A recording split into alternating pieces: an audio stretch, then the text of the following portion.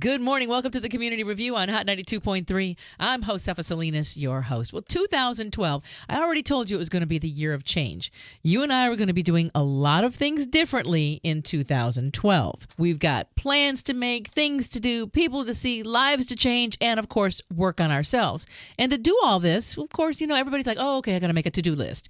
But how many of us make that horrible to-do list and then we don't get to it, and then we feel bad, and then we're beating ourselves up, and maybe we're just going about it the wrong way? How about your best just got better? Work smarter, think bigger, make more money. Jason Womack has written this book, and it's by avoiding death by the to-do list, that awful to-do list that can make us feel so bad. He's got 15 ways to overcome overload and work smarter in 2012. So, of course, I had to have him on so he could talk to us all about it and talk to us about these awful to-do lists. Good morning, Jason. Good morning, Josefa, and everybody listening in today. Thank you so much. The thing about to-do lists is one of two things happen the moment you write something down. You're attracted to it, or you're pretty much want to run away from it. And so the first thing that I look at with clients is we take a look at what are they writing down? What's the intention behind that? Very few people will actually sit down and put on a piece of paper, today's to-do, change the world. But what they will write down is something that is important to them or should be important to them. And what I want to do is kind of transform the way people engage with their own ideas and their own priorities. Well, let's head right to one suggestion that you have that I know so many people are guilty of. Now, I stopped doing this a long time ago, but I see a lot of people who still do it. My daughter does this. You say, keep your BlackBerry out of the bed. Here's the deal. For 5 mornings in a row, experiment with it. I had a client that I was working with over in the UK. He would wake up in the morning to his alarm clock, which was his BlackBerry, which was his email and his Facebook screen. And what he told me is he would wake up, and before he even got out of bed, he was already building stress. The stress of the day, of what he had to get to, what he had to do, what the world was doing. So we tried a 5-morning experiment where he put the BlackBerry in the other room, set an alarm clock in his bed, and he gave himself a good 30 minutes. That was all to get his morning going. And the feedback he gave me of that was, he said, Jason, I'm probably not going to never check my email when I wake up, but I now have a intuition of, can I let the morning go? Can I experiment with that? We fall into habits so quickly. And anytime we're talking about change, the first thing that I like to do is to find out what are the habits that people are exhibiting. Aha. Okay, so how do we block out time? How do we prioritize? And how do we make a list? Do we need to make a list? Every research report you'll ever see on goals and goal management and strategic planning, they're always going to say, write stuff down. I'll take it one step further. For the people who are visual, it's very important to write things down. For the people who are auditory, like you and I, we need to talk about things. There's nothing like going and getting a coffee with the girlfriend, sitting down and just chatting about what's important to us. And then there's the other people who are the more kinesthetic, where they actually have to do something in order for it to become real. So I take a look at those 3 learning styles, right? Auditory, visual, kinesthetic. Because we live in a society, at least the educational system that I was brought up in, there is an importance put on write your name on the paper, write your materials, turn it into the teacher. So that's kind of the fallback position. But I would say spend some time today, maybe tonight, go out with a friend or a colleague or a mentor, and have a discussion about what would a successful 2012 look, sound, and feel like. Okay, so I also see in here something that's really interesting, and I'm going to try it starting next week. You say, hold yourself accountable with end-of-day note cards. What is this all about, and why should we try this for 5 days? This started out, well, let me take both of those separate. Let me do the last one first, Josefa. 5 days in a row of practicing anything will let me know whether it's worth it to continue or not. Won't make it a habit, right? There's all kinds of research about how long you have to do something, how many days you have to practice something.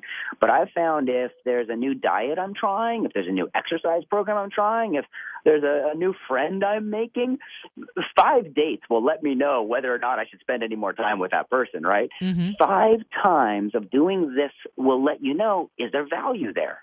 And here's this.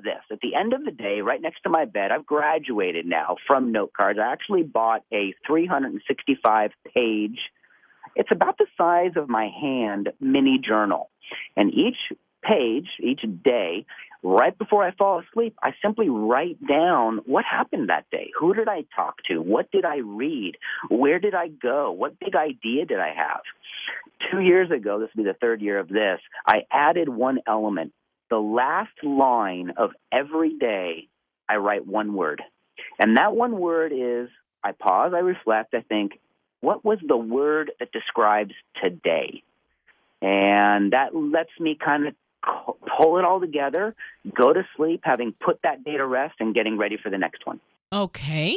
And the reason why we want to do this, how does this help us organize ourselves? I think what it does, it lets us know where our time is going.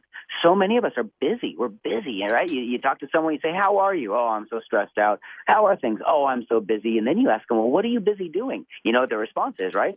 Everything. Mm-hmm. Well, if it's everything that I'm doing and every single day I'll write down I'm doing everything, you know, there may be that intuition that kicks in that at some point says, stop it. Stop trying to be everything to everyone. I wasn't put here on the planet to be everything. I was put here on the planet to do me, to be the best me I can. And I found that by closing the day and looking at what did get my attention, I might slowly start to shift where I put my attention tomorrow. Aha. And sometimes I know when I tend to do that, you know, make myself a little list of this is what I did, this is what I did, or I go through my checklist and I go, okay, I did this, I did this, I did this. Mm-hmm. Sometimes when you make that list at the end of the day, you might find that you actually accomplished more than you thought you did.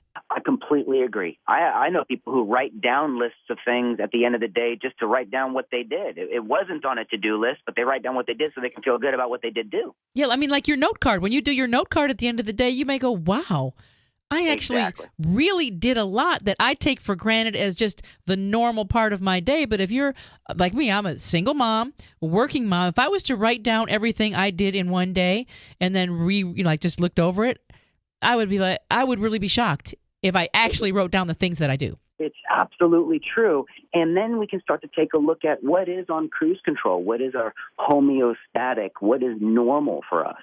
You know, for some people, it's normal to book themselves in back-to-back meetings and not even give themselves a chance to go to the bathroom or get lunch during the day.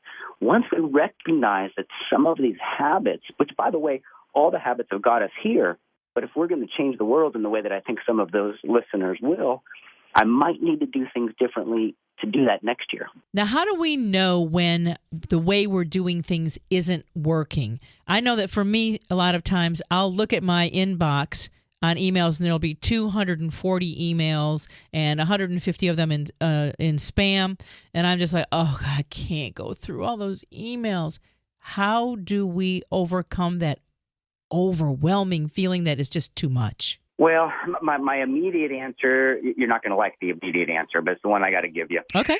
I spend a whole chapter in the book, Your Best Just Got Better, and the chapter is titled Your Social Network. Now, Josefa, this is not LinkedIn, Facebook, Twitter, or email. My social network is the people who have coached, mentored, and helped me along the way. As one of my mentors, Les Brown, says, he says, Jason, you got to know who to count on, and you got to know who to count out. So how do I know if what I'm doing is working? I have to have someone who I trust and they love me enough to give me that feedback. And whether that's a monthly sit down, a quarterly sit down, I've got at any given time about 3 different people that I'll turn to on a monthly or even quarterly basis, let them know what I've been busy doing lately, and then listen to their feedback. And I choose people that are older than me, from different cultures than me, because they see things that I may miss.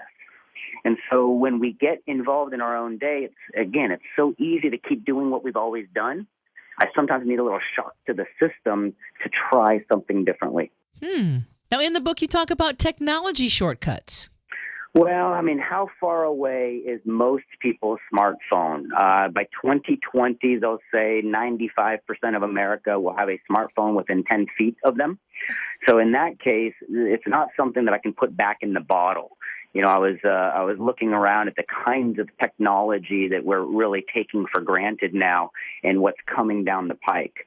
If I sat down with someone who has 200 emails in their inbox, the first thing that we're going to take a look at is how do we pull some triage together where the system can be automated a little bit. I'm going to go deep in a very physical example here. If I'm at an airport bookstore, I see a title or a book cover that I think a colleague or a client of mine would like. I take a picture with my iPhone, I email it, I type in the body, I saw this book, I think you might enjoy it, hope you're having a good day, send. Now, how does that compare to what I used to do? Well, what I used to do is see that book or that magazine and go, oh, I should really tell Barb about that. I'll remember that later. And then by the time later comes, I've already forgotten the 14 other things that I said I would do later. So there's something about availing myself to these tools that will make my work, my life easier. And here's a takeaway for listeners. Ask someone around you to do what I call a productivity audit. And that simply means they watch you work. If your company uses Microsoft Excel, if part of your company is doing presentations, get someone to watch you do spreadsheets, get someone to watch you do presentations in PowerPoint, because they could give you a couple of pointers or tips. Very good. Now, how do we identify the verbs that need attention? This is amazing. People give it away in their language. I'll sit down with a client and they'll start talking about what they're doing this year, where they're going this year. And the way they explain that is in the actual verbs. Jason, I'm going to call this person. I'm going to write this thing. We're going to visit that place. Somebody else, they'll be talking in nouns. Well, I was really thinking about Costa Rica. Have you heard about Costa Rica? Which is more on the noun side. Now, in business, where it gets very interesting is, let's say I'm at my office, I get a phone call, and someone says, hey, Jason, I read an article about you in the magazine. Tell me about your coaching program. 2 hours later, I get another phone call from another client. They say, hey, Jason, what do you do during your coaching program? Well, what I found is I need to address those two questions in very different ways. The noun question is the vision, it's the process, it's the development thereof. And the verb, that's the timeline, the step-by-step or the play-by-play. Anybody who's listening to this who's going to work today in the retail world, when someone walks into your store and you say, can I help you? That's more of a verb-oriented question. Instead, you might want to experiment with, have you seen anything in the store already that you like? Then they have to go back and manage, I saw that, I don't like that, I do like that. Okay. Very, very interesting. Well, I absolutely love everything that I've read about the book so far. The book's coming out in February. It's called Your Best Just Got Better. Work smarter, think bigger, make more. Avoiding death by the to-do list, 15 ways to overcome overload and work smarter in 2012. So many of us, we've got those first day back to work holiday blues because most of us have been back now for a week or so, and you've got your to-do list and then your big, year-long, your resolution list, and then you get back and your boss has a list for you and your inbox is full, and before you know it, I know sometimes I get so overwhelmed with everything that I have to do that I just shut down. I shut down and say, forget it. I'm not going to be able to accomplish anything because I can't get order in my life. But I tell you what, this book is, I think, a really, really great tool for anybody, whether you're, running a corporation or just running your house, to be able to put your life in an order, or at least in a way that you can manage the time, manage yourself, and have a little more happy time.